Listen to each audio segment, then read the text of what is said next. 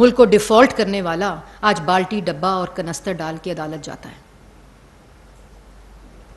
किस मुंह से जाए अवाम में? चोरी का जवाब है नहीं तो मुंह पे बाल्टी है, मुंह पे डब्बा है, क्योंकि चोरियां की हैं। पहले कहता था मेरे पे सियासी इंतकाम है इसलिए मेरे पीछे लगे हुए, कभी रॉकेट लॉन्चर से हमला हो रहा है, कभी मेरे पे तोप से हमला हो रहा है, कभी मुझे कत्ल कर देगा फलाना आदमी, कभी मुझे फलाना आदमी कत्ल कर देगा। जब जाके पूछा JIT ने, भाई कौन हमला करने लगा था, कौन कत्ल करने लगा था, कैसे आपको पता है? कहता मैंने लोगों से सुना था। वो कहते हैं तोशा खाना में चोरी क्यों की? कहते हैं मेरे MS से पूछो। वो कहते हैं 190 मिलियन का जवाब दो। वो कहते हैं काबीना से पूछो।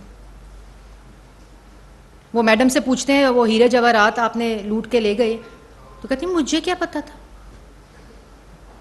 तो ये 14 माह की जो मैंने आपके सामने, और मैं इस पे एक तफसीली हम रिपोर्ट छाप रहे हैं, एक तफसील से आपको इसके ऊपर इंफॉर्मेशन मिलेगी, लेकिन ये एक सोच और फिक्र का मकाम है पाकिस्तान की आवाम के लिए, जो चंद लोग बहकाए गए, वरगलाए गए, जो पाकिस्तान के चंद नौजवान जिन्होंने फिर आगे कल्मिनेशन उसकी 9 मई की हुई थी, उनके लिए सोचने का मकाम है कि अगर 14 माह में ये तमाम चीज़ें इस तरह रीसेट हो सकती हैं, इस तरह अगर बेहतरी आ सकती है, तो फिर 44 महीने 4 साल जो बनते हैं उसमें क्या हुआ मुल्क के साथ?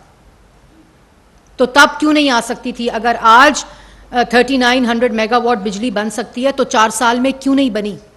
अगर इस्लामाबाद के अंदर इंफ्रास्ट्रक्चर हो सकता है, मुल्क के अंदर इंफ्रास्ट्रक्चर प्रोजेक्ट्स बन सकते हैं, मैस ट्रांसिट 14 माह में स्टार्ट हो सकती है इस्लामाबाद के अंदर, तो 4 साल में कि तबाह की 4 साल में इन लोगों ने।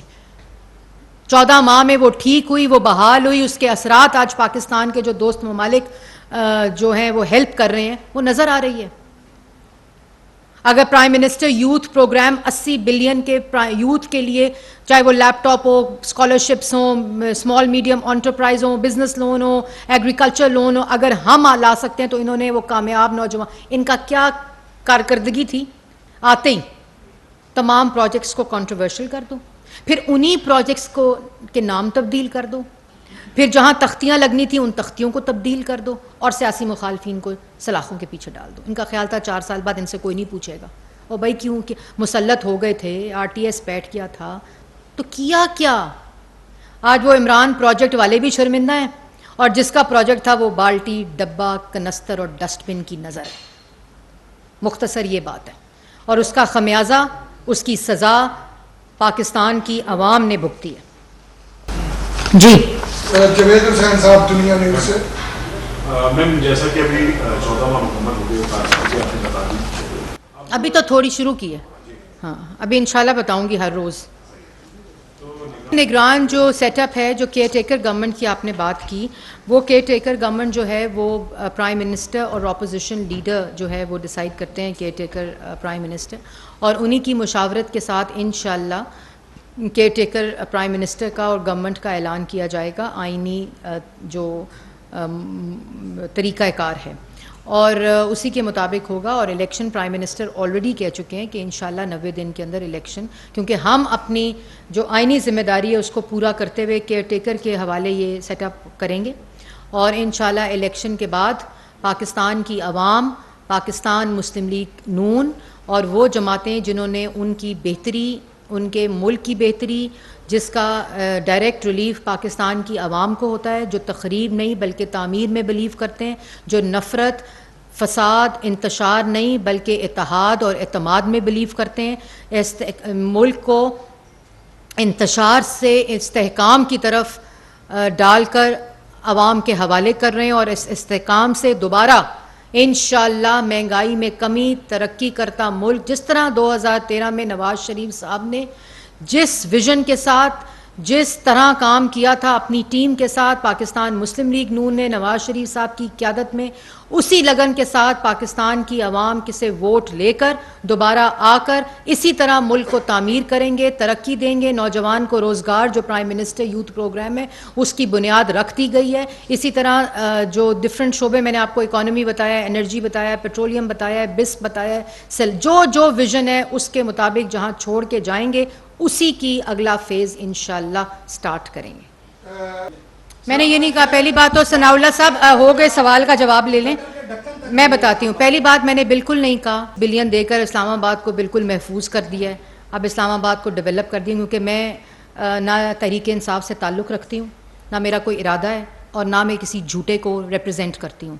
मैंने ये कहा है कि प्राइम मिनिस्टर ने पहली दफ़ा इस बजट में इन्हीं चीज़ों को देखते हुए, क्योंकि इस्लामाबाद को लोग समझते हैं कि बड़ा डेवलप था, जिस तरह लाहौर को और पंजाब को और साउथ पंजाब को शहबाज शरीफ साहब, जहाँ चाहे मैस ट्रांजिट हो, चाहे सॉलिड वेस्ट मैनेजमेंट हो, चाहे इंफ्रास्ट्रक्चर हो, चाहे बसेस का रूट हो, चाहे स्कूल्स हों, चाहे हॉस्पिटल्स हों, चाहे यूनिवर्सिटीज़ हों, चाहे मैस ट्रांजिट के प्रोजेक्ट्स हों, बिल्कुल मुकम्मल करके तामीर करके पंजाब के लोगों को देकर आए थे। इसी तरह यहाँ एक तफरीक रहती थी हमेशा कि जो दही इलाके हैं उनको कोई बजट नहीं दिया जाता था, और एक ही बजट हेड के अंदर से दही इलाकों को भी ट्रीट किया जाता था, और जो शहरी इलाके थे इस्लामाबाद के, जो वाक़या आपने बताया वो इसी वजह से हुआ कि माजी में इन चीज़ों के ऊपर फोकस, और ये एक वाक़या नहीं, इस तरह के बहुत से वाक़े रिपोर्ट भी नहीं होते होंगे। फिर जो इस्लामाबाद में सबसे बड़ा पानी का मसला है, फिर इस्लामाबाद में ट्रांसपोर्ट का मसला था जिसको हल कर लिया गया। जो मुकम्मल हुए वो प्रोजेक्ट्स मैंने आपको बताया मुकम्मल हुए। जहाँ ये इस्लामाबाद के बजट की बात है वो देकर उस फ़र्क को, तरक्की को ख़त्म किया गया, और ये इसी वजह से है कि जहाँ जहाँ कमियाँ हैं, जहाँ जहाँ चीज़ें इंफ्रास्ट्रक्चर वाइज मौजूद नहीं हैं, जहाँ 4 साल की तबाही नज़र आती है। आपको याद होगा यहाँ के जो MNA थे PTI के, वो याद है वो तस्वीर, वो जो ट्यूबवेल का इफ्तिताह हो रहा था, मुझे आज तक वो तस्वीर नहीं भूलती, हैंड पंप का। तो वो हैंड पंप वाले जो चीज़ें लगी हुई थी मुल्क के अंदर, उनको भी जाते जाते या तो लपेट कर ले गए, या तोड़ कर चले गए, या उनको तबाह करके चले गए। तो यही वो विजन है कि इस तरह की चीज़। और फिर जो आपने खैबर पख्तूनख्वा में पार्टी की बात की, मेरा ख्याल है इसका जवाब तो पाकिस्तान तहरीक इंसाफ वाले या परवेज़ खटक साहब दे सकते हैं, लेकिन मांगे तांगे की पार्टी जो होती है ना, वो समझ बैठे थे कि ये सारे मेम्बरान उनके हैं। ये मेम्बरान तो दो चुटकी की बात है। और जो सहाफ़ियों की, नहीं आपने पहले उस पार्टी की बात की, मैंने उसका जवाब दिया।